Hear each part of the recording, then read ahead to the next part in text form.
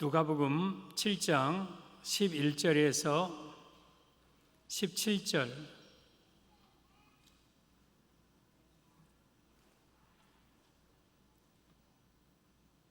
11절입니다. 함께 시작.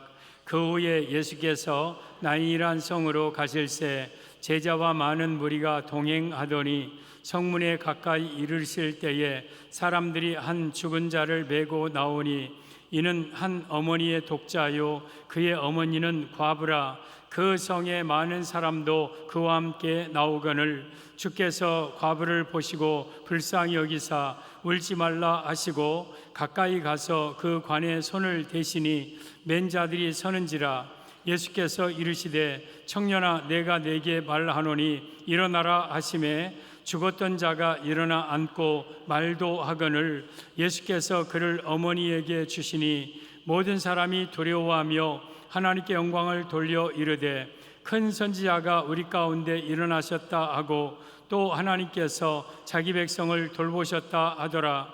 예수께 대한 이 소문이 온 유대와 사방에 두루 퍼지니라. 아멘. 오늘 제목은 나인성 과부의 아들을 살리신 의미라는 제목으로 말씀을 드립니다. 예수님과 제자들 많은 무리가 나인이라는 성을 향하여 가고 있었습니다. 근데 나인성 성문에서 한 행렬이 나오는데 장례식 행렬이요. 장례식 행렬. 그 장례의 주인공이 그 나인성의 과부의 외아들 독자 청년이 죽었어요. 청년이. 얼마나 슬프겠습니까? 이 여인도 슬프고 그걸 보는 자도 슬프고 엉엉 울고 막 다 눈물 흘리고 막 그러면서 지금 이제 장지를 향하여 가고 있어요. 그때 예수님의 행렬과 이 장례 행렬이 딱 만납니다. 그리고 예수님께서 그 행렬을 보고 여인에게 울지 말라 하면서 손을 딱 대자 관을 매던 자들이 멈춥니다. 그러면서 그 관을 향하여서 청년아 내가 네게 말하노니 일어나라 하자 그 관 속에 있던 청년이 일어나 앉고 말도 하고 살아납니다. 사람들이 우와 하나님께 영광 돌리면서 큰 선지자가 우리 가운데 오셨다 하면서 놀랍니다. 그리고 이 소문이 유대와 사방에 퍼졌다. 오늘 본문의 내용입니다. 나인성 과부의 아들을 살리신 것은 2000년 전에 나인성에서 일어난 한 사건으로 끝나지 않습니다. 이건 바로 우리의 이야기입니다. 여기 나인성 과부는 우리 성도들, 아니 또 관 속에 들어가 있는 이 청년도 우리 자신을 가리켜요. 오늘 이 나인성 과부에게 일어났던 이 역사가 이 시간 여러분에게 그대로 일어나기를 예수님의 이름으로 축복합니다. 나인성 과부의 아들을 살리신 의미, 첫째, 예수님이 나인성에 가셨습니다. 11절 보면 그 후에 예수께서 나인이란 성으로 가실새 제자와 많은 무리가 동행하더니, 지금 이 예수님이 나인성에 가신 것은 나인성을 구경하러 간 게 아니잖아요. 나인성에 음식 먹으러 간 거 아니잖아요. 뭐 하러 갔냐면 이 과부의 아들을 살리기 위하여 예수님은 이미 보시고 아시고 나인성에 가시는 거예요. 이 말씀의 의미는 예수님은 고난당하는 우리 성도를 찾아오심을 의미합니다. 사랑하는 성도 여러분, 우리 예수님은요 고난당한 우리 성도를 찾아오셔요. 지금 여러분 이 예수님의 행렬은 이게 생명의 행렬입니다. 그리고 성에서 나오는 이 행렬은 사망의 행렬, 장례 행렬입니다. 이 두 행렬이 나인성 문 앞에서 부닥칩니다. 여러분 이 사망의 행렬의 주인공은 과부이고 청년이에요. 큰 슬픔 가운데 있는 이 아픔이 있는 이런 현장이에요. 이때 예수님이 여기에 찾아오신 거예요. 여러분 나인이라는 뜻은 기쁨, 즐거움이라는 뜻이에요. 거기 나인성에서 즐겁고 행복하게 살아야 될 사람이 큰 통곡과 눈물과 아픔을 가지고 지금 사망을 향하여 가고 있는 거예요. 여러분, 이것이 우리 인생의 모습이에요. 하나님은 여러분들을요, 즐겁고 기쁘게 살기를 원하시고 그렇게 만드셨어요. 하나님이 에덴 동산에 아담과 하와를 행복하게 살도록 지으시고 그 기쁨의 동산에서, 나인 동산에서 행복하게 살기를 원하시는데, 인간이 그 행복을 잃어버리고 그 기쁨을 잃어버리고 울며 통곡하며 가슴 저미면서 살아가는 것이 우리 인생이에요. 그런 인생에게 예수님이 찾아오신 거죠. 뭐 하려고?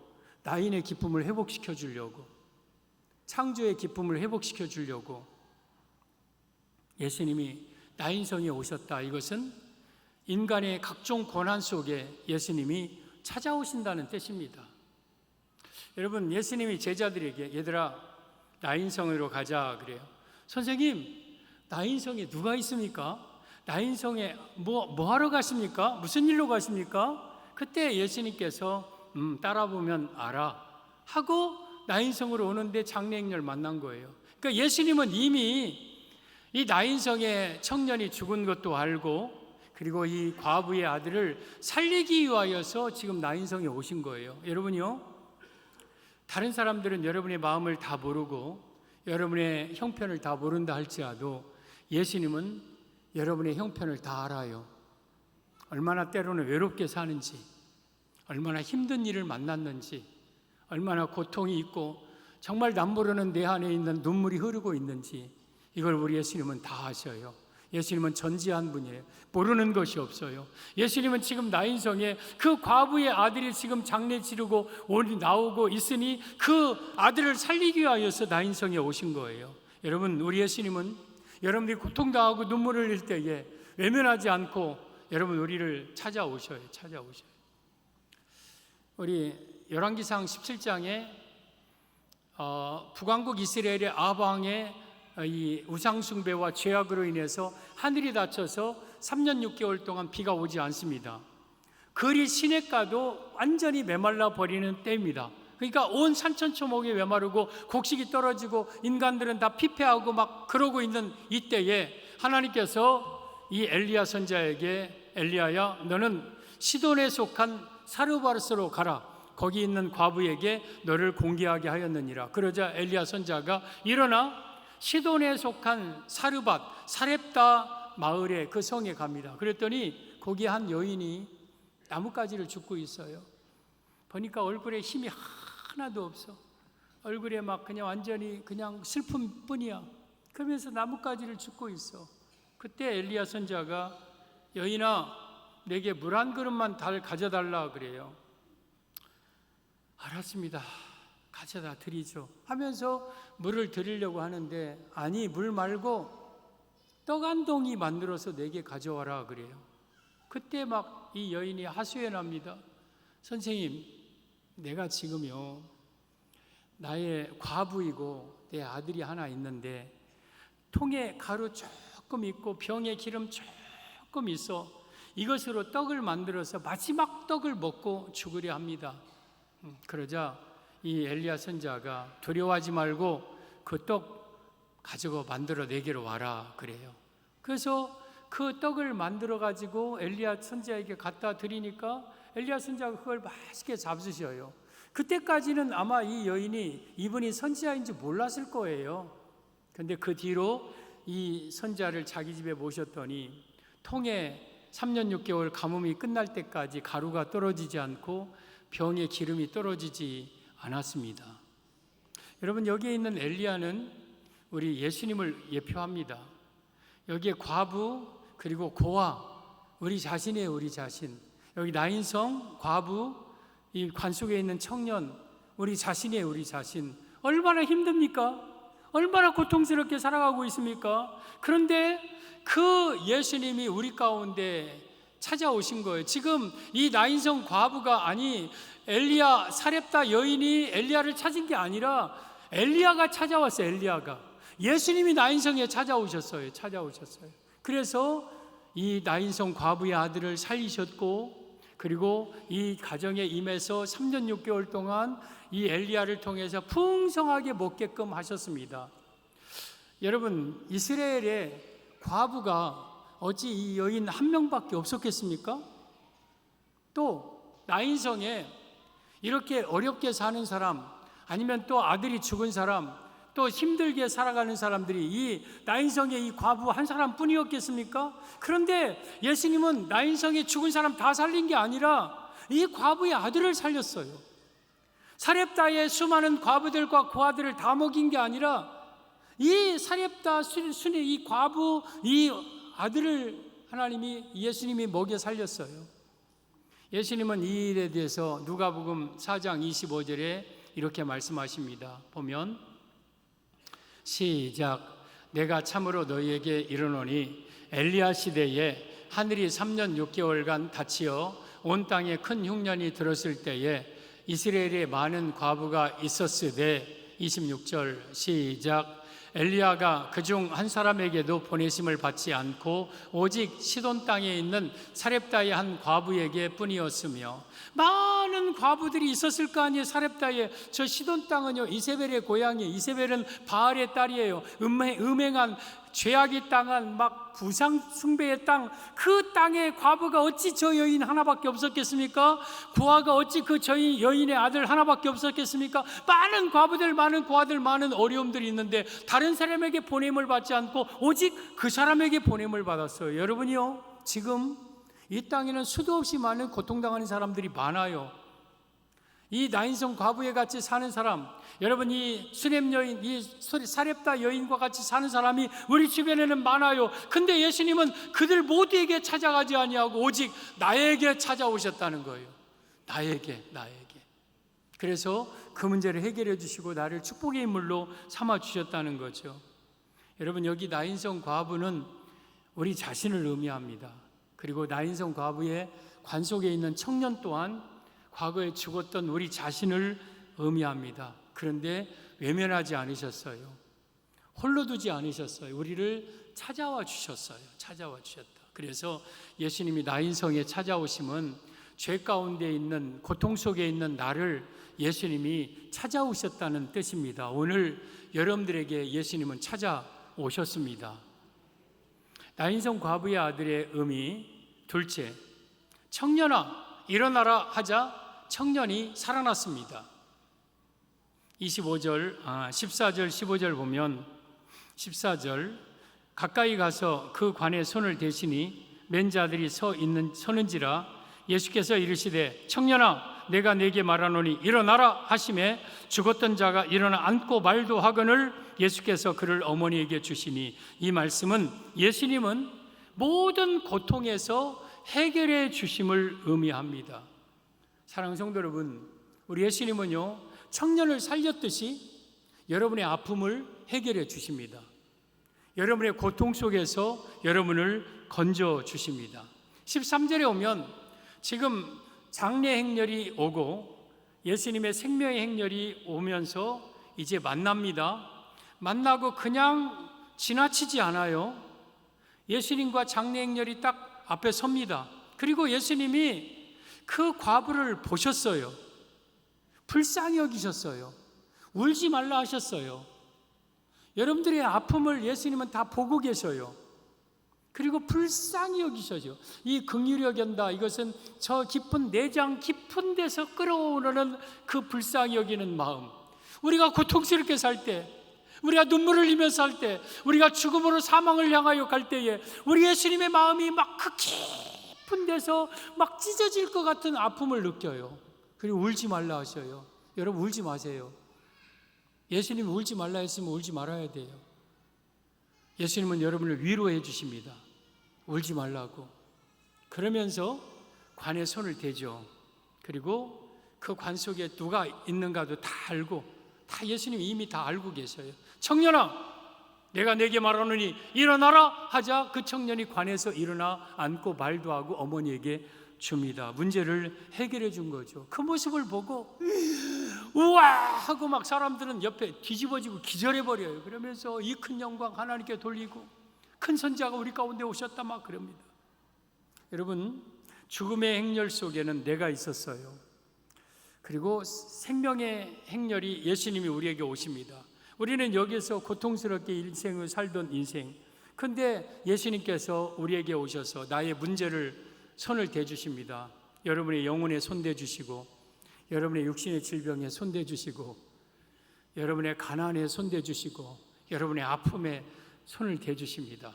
그리고 일어나라, 살아나라, 회복되라, 해결되어라 하고 말씀하시니까 내 삶의 모든 문제가 순간적으로 해결되는 거예요. 여러분 사망은 생명을 이길 수가 없는 거예요. 생명 대신 예수님 앞에 이 사망의 권세는 무너지는 거예요. 그래서 어떤 것이든지 예수님을 만나면 살아나고 회복되고 살리는 역사가 예수님에게 있는 거예요. 그래서 예수님은 이 나인성 과부를 살렸듯이, 아들을 살렸듯이 여러분의 모든 문제를 살려주고 해결해 주십니다. 이것이 예수님의 능력입니다. 아담과 하와를 지으시고 에덴 동산에서, 나인성에서, 기쁨의 동산에서 행복하게 살기를 원하셨는데 그들이 먹지 말라 하는 선악과를 따먹었습니다. 그리고 아담도 먹고 그들이 벗었으므로 두려워하여 이제 무화과나무 잎으로 옷을 만들어서 입고 동산 숲을 뒤에서 숨어서 벌벌벌벌 떨고 있어요. 이게 죄의 결과예요.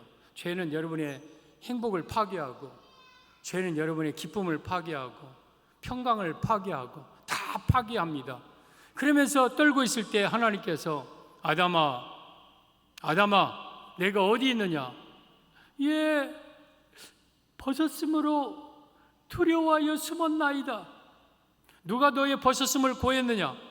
왜 먹지 말라 하는 선악과를 먹었느냐? 당신이 주는 저 여자가 선악과를 먹으라 해서 나 먹었나이다.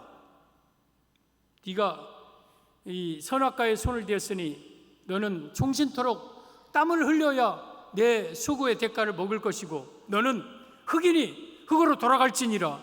이것이 아담에게, 인류의 대표인 아담에게 준 그러한 저주 형벌이에요.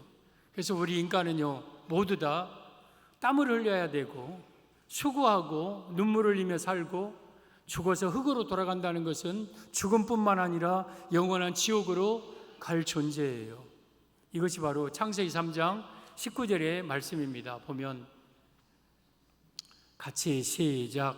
내가 흙으로 돌아갈 때까지 얼굴에 땀을 흘려야 먹으리니 내가 그것에서 취함을 입었음이라.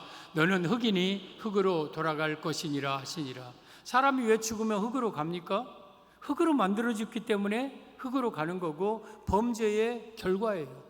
창세기 3장 19절에 예수님이 말씀하셨어요. 그러면 흙으로 돈다는 것은 죽어서 꽥하고 그냥 흙 속에 사라져서 없어진다는 게 아니라 죽음을 가리키는데, 죽음은 인간의 모든 고통의 대표적이고 죽음 안에는 가난, 고통, 질병, 전쟁, 난리, 슬픔, 눈물, 탄식, 고통 막 이런 모든 것들 속에서 살다 죽어 영원한 죽음, 지옥, 형벌 속에 들어가는 것을, 저게 죄의 결과예요. 그래서 사실은 모든 인류는요 아담 이후로 죽음의 행렬 속에 들어가 있어요.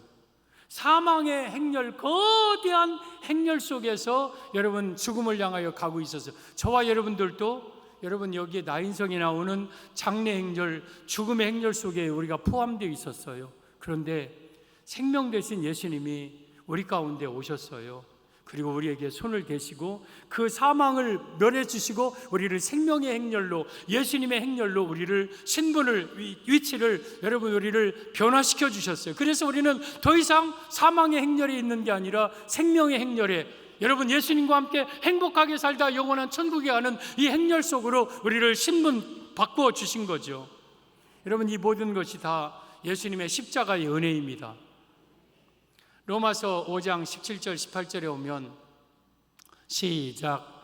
한 사람의 범죄로 말미암아 사망이 그 한 사람을 통하여 왕노릇하였은즉 더욱 은혜와 의의 선물을 넘치게 받은 자들은 한 분 예수 그리스도를 통하여 생명 안에서 왕노릇하리로다. 한 사람의 범죄가 아담의 범죄입니다.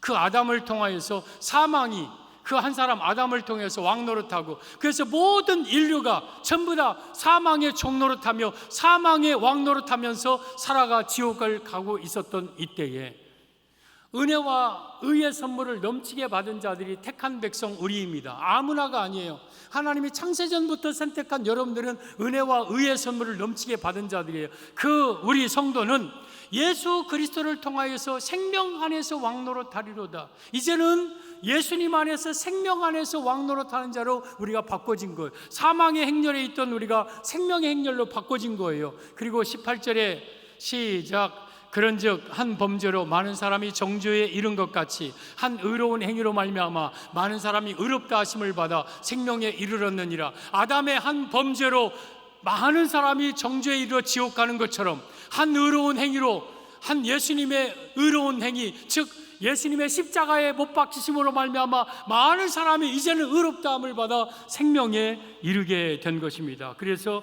우리는 예수님을 통해서 이 땅의 삶의 모든 문제가 해결받고 내 영혼의 문제가 해결받아 이제는 지옥에서 천국으로 옮겨진 자가 된 거예요. 이것이 예수님의 한 의로운 행동, 십자가의 사건으로 이루어진 축복입니다. 여러분, 예수님을 만나면은요, 먼저 여러분의 영혼이 구원받습니다. 그리고 예수님을 만나면은요, 여러분의 육의 모든 문제가 해결받습니다. 가난의 문제 해결받고, 질병의 문제 해결받고, 자녀의 문제 해결받고, 부부의 문제 해결받고, 사업의 문제 해결받고, 관계의 문제 해결받고, 인간적인 여러 가지 고통 속에서 탄식 속에 있던 사람들이 뭐든지 다 해결받는 거예요. 그래서 예수님을 만나면 슬픔의 인생이 기쁨의 인생, 눈물을 흘리는 인생이 춤추는 인생, 사망의 인생이 생명의 인생, 여러분 불행한 인생이 행복한 인생으로 변화되는 것, 이게 바로 예수님을 만난 성도의 모습입니다. 예수님의 능력에는 제한이 없습니다. 이것까지는 해결하고 이거부터는 못한다가 없는 겁니다. 예수님은 여러분의 삶의 모든 문제, 영육 간의 문제를 다 해결해 주시는 분입니다. 그러므로 여러분들 예수님을 만나 이 생명을 얻고 오늘 나인성 과부의 문제처럼 여러분의 문제를 해결받으시기를 바랍니다. 우리 예수님은 나의 삶에 어떤 문제든지 해결해 주시는 분입니다. 예수님이 나인성에 오셨다. 고통당하는 우리 인간에게 초림 예수님, 내가 슬픔 속에 있는 나에게 찾아오신 예수님, 그리고 외면하지 말고 않고 청년아 일어나라 하면서 그 청년을 살리신 것은 나의 삶의 영육 간의 모든 문제를 예수님이 해결해 주셨다는 뜻입니다. 나인성 과부의 아들을 살리신 의미, 셋째, 모든 사람이 하나님께 영광을 돌렸습니다. 16절 보면 모든 사람이 두려워하며 하나님께 영광을 돌려 이르되 큰 선지자가 우리 가운데 일어나셨다 하고 또 하나님께서 자기 백성을 돌보셨다 하더라. 이 말씀의 의미는 예수님은 모든 일을 통해서 하나님께 영광 돌리심을 의미합니다.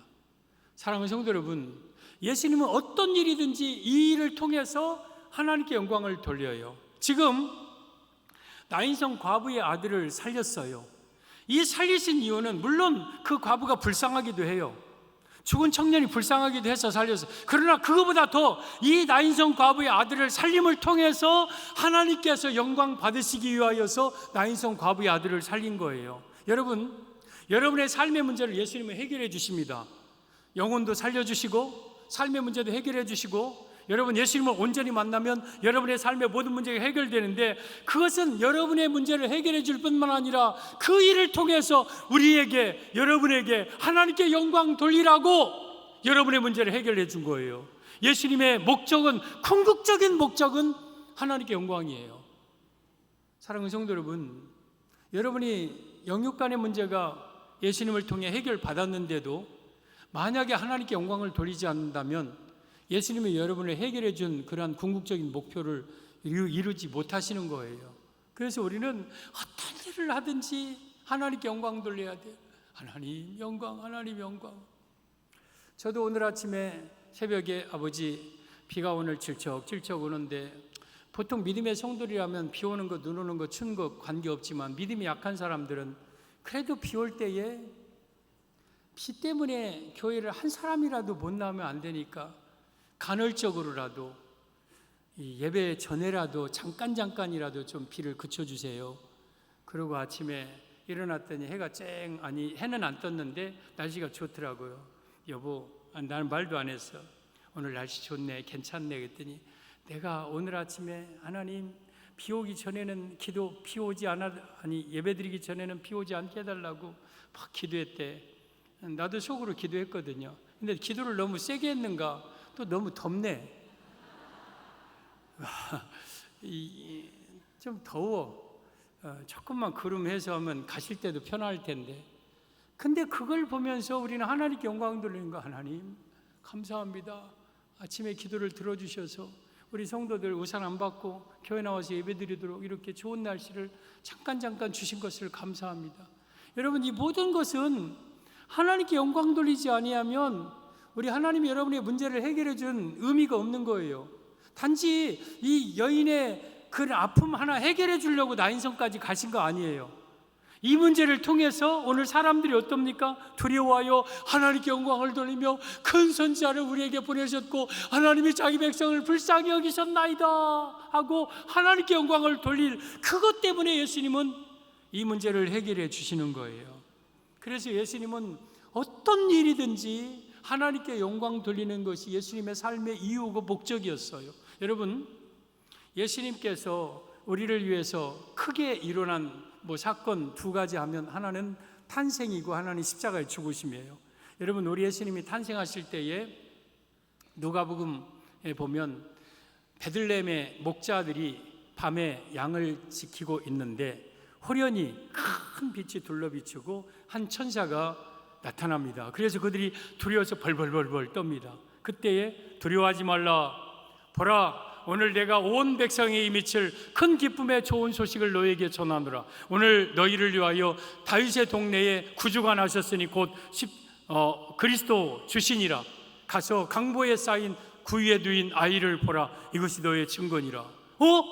우리를 위하여서 구주가 나셨대, 메시아가 오셨대 하면서 이들이 막 이제 마국간을 향해서 가는데 호련히 하늘로부터 천군 천사가 하는 찬양의 내용이 누가복음 2장 14절에 지극히 시작 지극히 높은 곳에서는 하나님께 영광이요 땅에서는 하나님께 기뻐하신 사람들의 평화로다.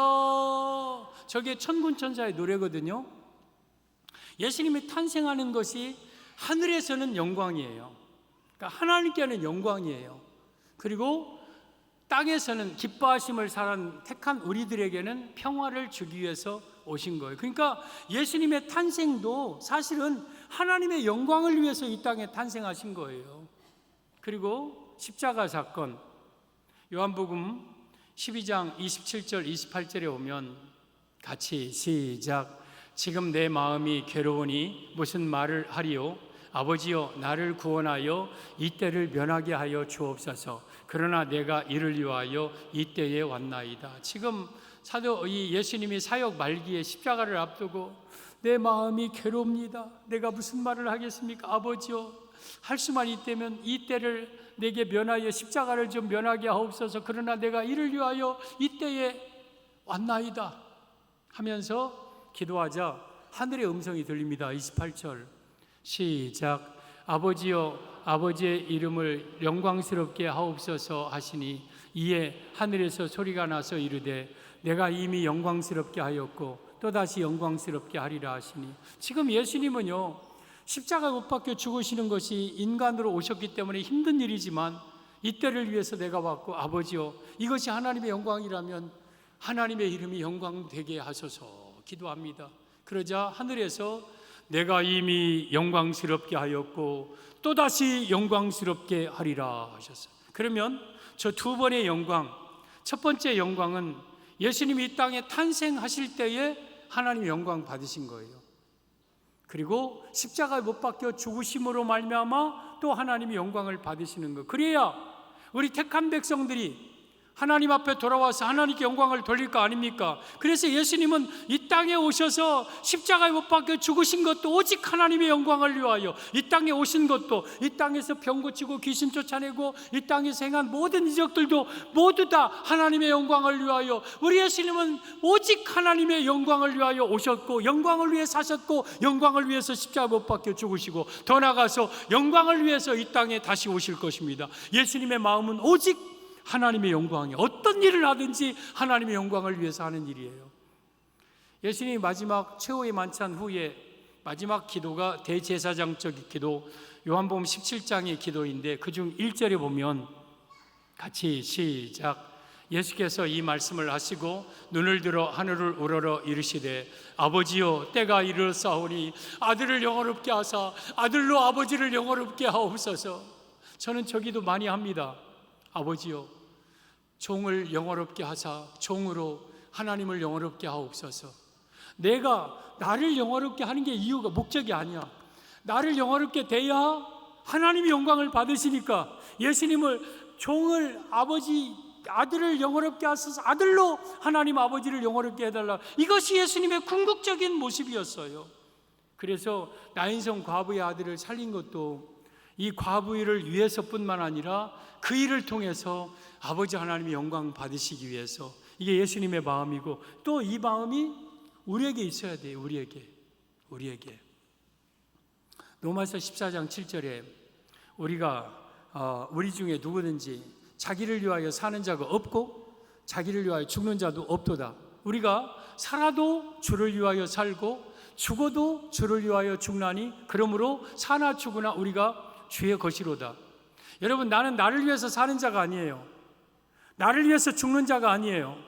오늘 본문의 말씀에 의하면 내가 살아서 하나님이 영광이라면 살 것이고 죽는 것이 하나님의 영광이라면 이 순간이라도 죽을 것이고, 또 좀 더 바꿔 말하면 내가 부한 것이 하나님의 영광이라면 난 부하게 살 것이고, 내가 가난한 것이 하나님의 영광이라면 나는 평생 가난하게 살 것이고, 내가 건강한 것이 하나님의 영광이라면 난 건강하게 살아도 좋고, 내가 또 병든 것이 하나님의 영광을 위한 일이라면 난 평생 병들어도 좋고, 내가 살든지 죽든지 내 몸에서 그리스도만 존귀 되는 것, 살든지 죽든지 그건 관계없다. 나를 통해서 하나님께만 영광 돌리는 것, 이것이 예수님의 마음이고 우리 성도들의 마음이 되어야 돼요. 여러분이 어떻게 되고 안 되고가 중요한 게 아니라 이것을 통해서 하나님 홀로 영광 받으시면 되는 거예요. 천국에 가서 얼마나 하나님께 영광 많이 돌렸느냐에 따라서 상급이 결정될 거예요. 그런데 바리새인들, 서기관들은 하나님이 받을 영광을 자기가 다 받아서 천국 문에 들어가지도 못했어요. 그리고 엄중한 형벌을 받았어요. 여러분들이 만약에 하나님이 받으실 영광을 여러분이 받는다면 여러분도 천국 문에 못 들어갈 수 있어요. 그리고 천국에 가서 엄중한 형벌을 받을 수 있어요. 그래서 우리는 누가 나를 높이려고 하거나 누가 나에게 영광을 돌리게 하거나 나에게 박수를 치려 하거나 나를 바라보지 말고 살아계신 하나님께 바라보라고, 내가 한 것이 아니요 하나님이 하신 일이라고 하나님께 모든 영광을 돌려야 돼요. 그래야 여러분들이 천국에서 받을 것이 많아요. 그래서 고린도전서 10장 31절의 말씀처럼 우리가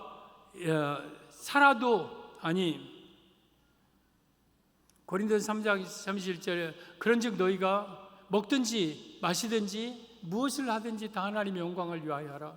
어떤 일을 하든지 하나님의 영광을 위하여 하라. 걸어가도 하나님의 영광을 위해서, 그리고 잠을 자도 밥을 먹어도 직장 다녀도 학교 다녀도 뭐 해도 하나님의 영광을 위하여서. 종이 김정열 목사가 지금 설교하고 있는데 이 설교가 만약에 나를 위한 영광의 일이라면 나는 이 자리에서 하나님이 거두어 가실 거예요. 네가 나를 위해서 영광 돌리라고 세워놨는데 너는 너의 영광 위해서 하고 자랑질이나 하고 그러고 있느냐. 하나님이 나 나 쓰지 않습니다. 여러분, 설교하는 걸 통해서 성도들로 하여금 하나님께 영광 돌리기 위해서, 목회하는 것도, 여러분이 교회에서 봉사하고 헌신하는 것도 여러분이 드러내기 위함이 아니요 오직 하나님께 영광을 돌리기 위해서, 오직 영광을 하나님께 돌리는 것이 삶의 이유입니다. 목적입니다. 여러분, 이사야 43장 7절에 내 이름으로 일컫는 자 곧 내가 내 영광을 위하여 창조한 자를 오게 하라. 그들은 내가 지었고 내가 만들었느니라. 하나님이 아담과 하와를 여러분을 왜 만들었습니까? 하나님의 영광을 위하여서 창조하였으니 여러분은 그 창조의 목적대로 하나님의 영광을 마음껏 돌리다가 이 세상을 떠나야 될 것입니다. 그래서 우리는 어떤 일이든지 예수님처럼 하나님의 영광을 위하여서 살아가는 것, 나인성 과부의 아들을 살린 것은 예수님은 이들을 통해서, 이 사건을 통해 하나님의 영광 돌리기 위해서 살린 거예요. 이것이 예수님의 삶이고 예수님 마음이에요. 이 마음이 우리에게 있어야 돼요. 오늘 나인성 과부의 아들을 살리신 이 사건은 오늘 이 순간 여러분에게 현장에 일어나기를 바랍니다. 아픔과 눈물 속에 있는 나에게 예수님은 찾아오십니다. 찾아오시고 지나치지 않고 내 앞에 서서 내 삶의 아픔의 문제에 손을 대시고 청년아 일어나라 하면서 여러분의 삶의 문제를 해결해 주십니다. 영육간의 문제를 다 해결해 주십니다. 그러면 우리는 하나님께 영광을 돌리면서 살아야 됩니다. 하나님 감사합니다. 하나님 영광 받으시오. 그러면서 내 일평생 사는 날 동안 하나님의 영광을 위하여서 사는 우리 온 성도들이 되기를 예수님의 이름으로 축복합니다.